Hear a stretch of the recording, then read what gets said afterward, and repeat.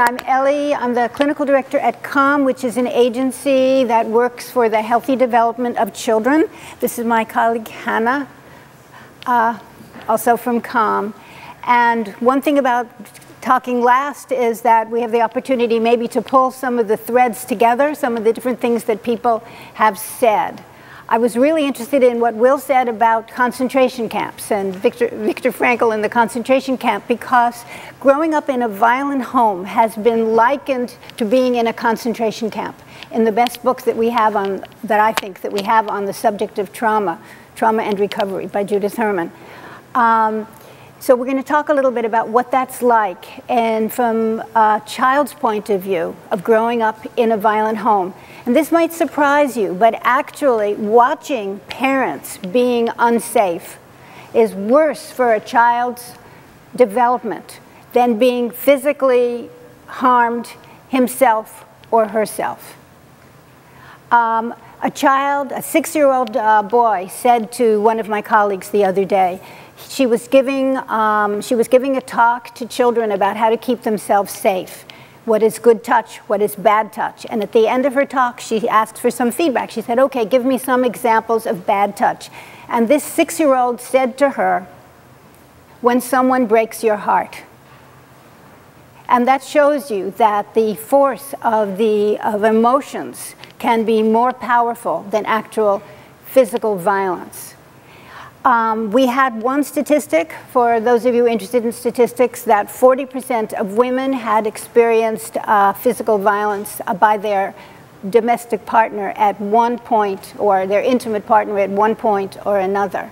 Of those 40% of women, 75% at the time had a child under 18 in the home.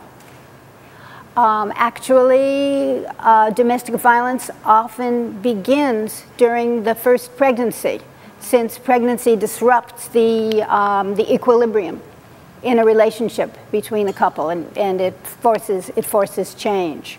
So we're going to talk today about a child's development as it is affected by watching one partner or watching their caregivers being unsafe, and then what can be done to improve things so that they don't end up, as Will was just talking about, people who fall back on violence as their template. So what I want to talk about is kind of expanding on what Will was just talking about, of what's happening in the brain when a kid experiences some sort of trauma, and in this case, domestic violence. So typically, when we think about the brain and how we solve problems, there's kind of two roads, or Will was talking about the left brain and the right brain. So I'm going to refer to it as the high road and the low road. So in the high road, that's when we're planning what's the best course of action, what are my options here, you're reasoning, what's the best thing to do.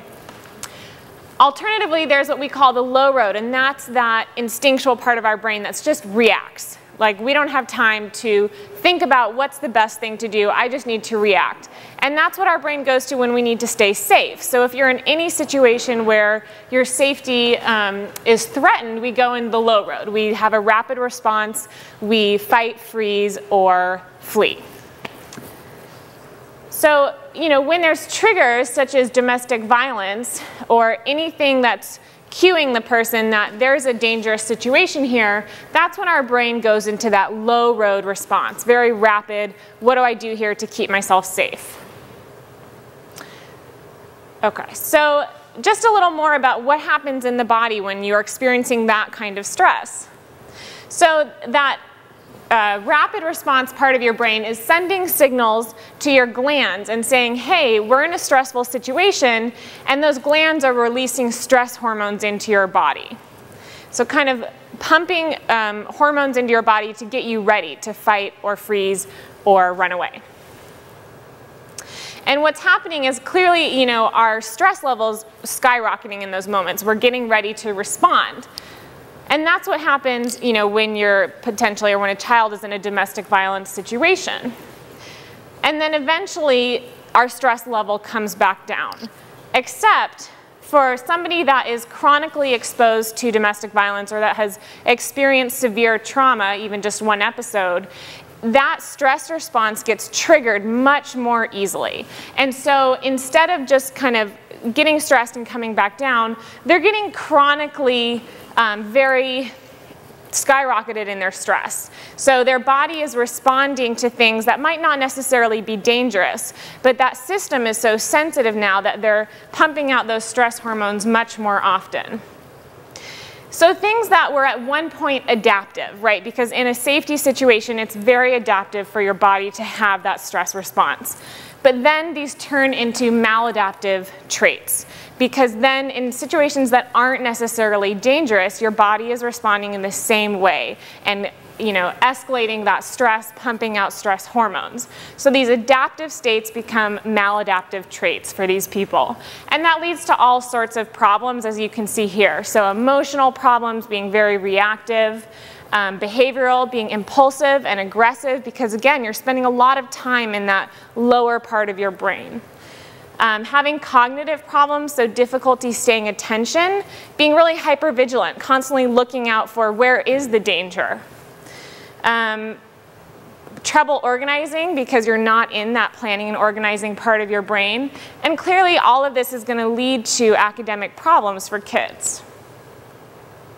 In addition to academic problems, they can also experience health problems, and that was mentioned earlier. So kids who have experienced domestic violence are more likely to develop illnesses like type 2 diabetes, heart disease, and just general developmental problems as they're growing. So what's important to mention, though, is that while many people have what we just talked about, where they're kind of constantly in that heightened stress state, other people have a different reaction. So some people, instead of kind of going into this fight or flight mode, they're mentally escaping the situation. So this is somebody who there's violence going on or there's a dangerous situation and they're disassociating. Their mind is somewhere else. And then that's something that might start to chronically happen to them, where even in situations that aren't dangerous, their mind is going somewhere else. They're spacing out, daydreaming, or just completely mentally going somewhere else. And again, it was really an adaptive thing for them to do that. It was useful in the moment when there's trauma happening for your mind to go somewhere else. But when it's not, there's no danger, when you're in school, it's really not that useful to be daydreaming and to have your mind going in other places. So kids who are experiencing that type of response might have more things like chronic dissociation. Again, where in school or in other places, they're constantly spacing out, they're not really there.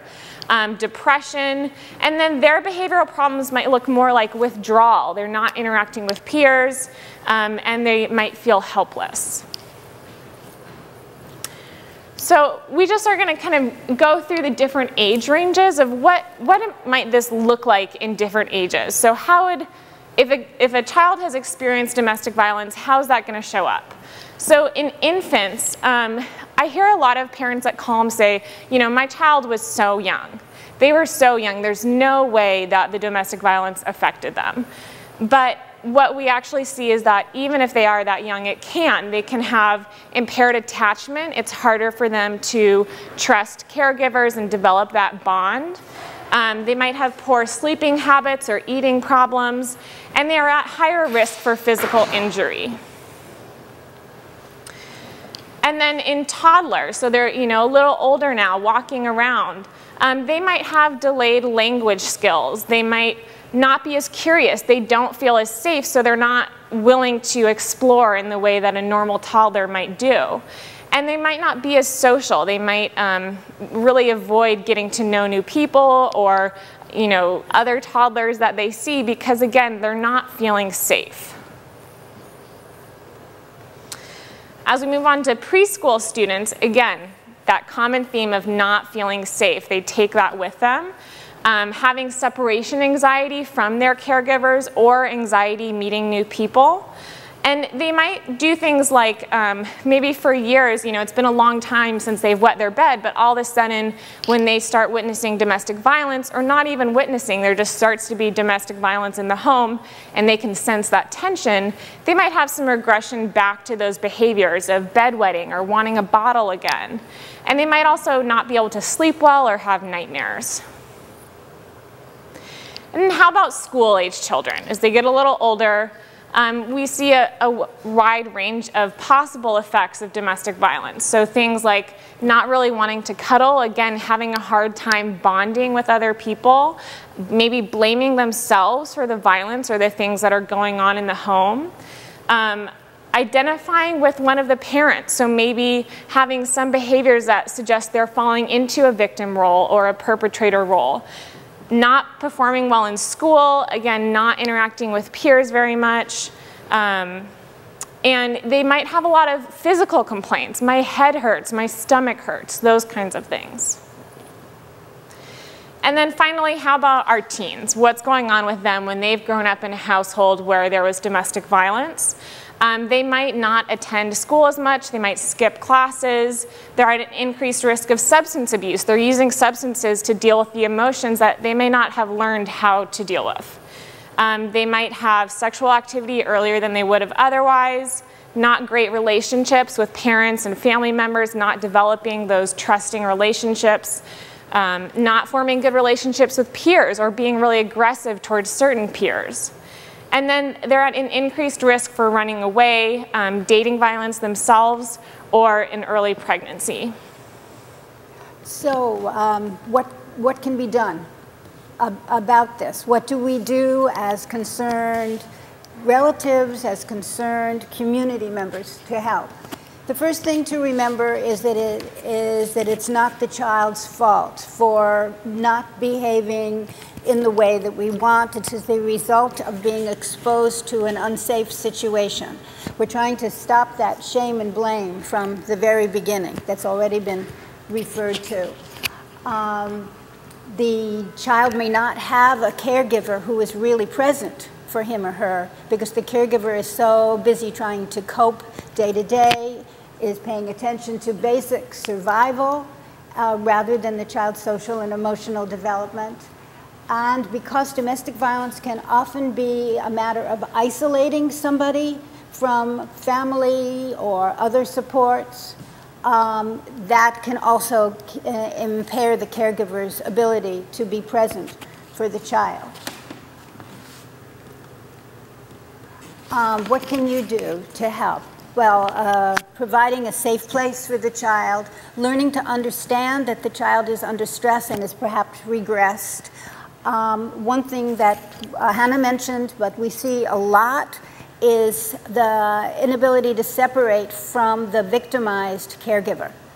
A child who is of school age and who certainly should be able to go to school without fear of being away from the mother for a little while is fearful because he's afraid that what's going to happen to my mother when I'm not present to keep my eye on her. So we often see separation anxiety and other evidences of a child at a much earlier stage than chronologically.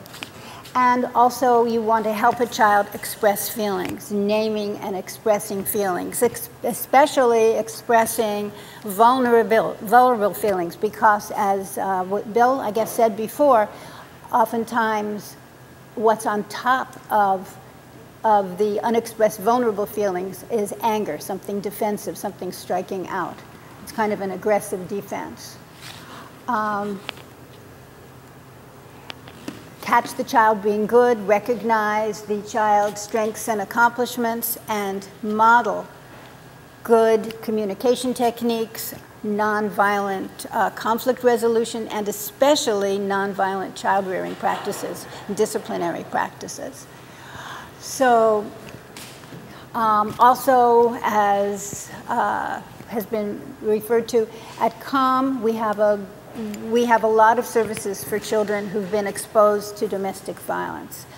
First of all, I'd like to say that we have a lot of emphasis on trying to prevent difficulties. So we have a big program for early intervention, counseling that starts at the pregnancy stage and supports young and new families in helping their children develop. But if there is a problem, if a child has been exposed to violence, then we have a counseling program. And some of we see children individually and in their family context.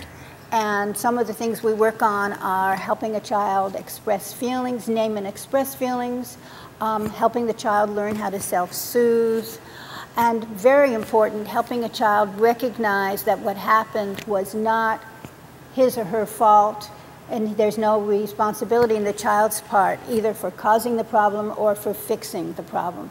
I often tell the story about my own children often think that they're the center of their own universe and that they have caused everything. And I have a couple of stories that I like to illustrate that. One is about my own daughter who has red hair. Her father also has red hair. However, he went bald very early. So he only had a little fringe of red hair. And she was always told, you have your father's hair. Well, of course, she thought that she had caused his baldness because his hair had gone from his head onto hers. So that's it. And our director often tells the story of her little 1989, I guess it was, when there's the big earthquake in San Francisco that pancaked the freeways. Do you remember that? And she saw her little daughter really creeping around the house afterwards in Santa Barbara, where they were living, very, very distressed. Finally, she found out that her child thought that she had caused the earthquake because she had jumped on her bed, had been jumping on her bed the day before, and she'd been rebuked for having been jumping on her bed. That's a long way away to have responsibility for an earthquake, but that's what her little girl thought. So that's something we really work on hard with kids, not having them take responsibility for having caused something or taking on the responsibility for fixing it.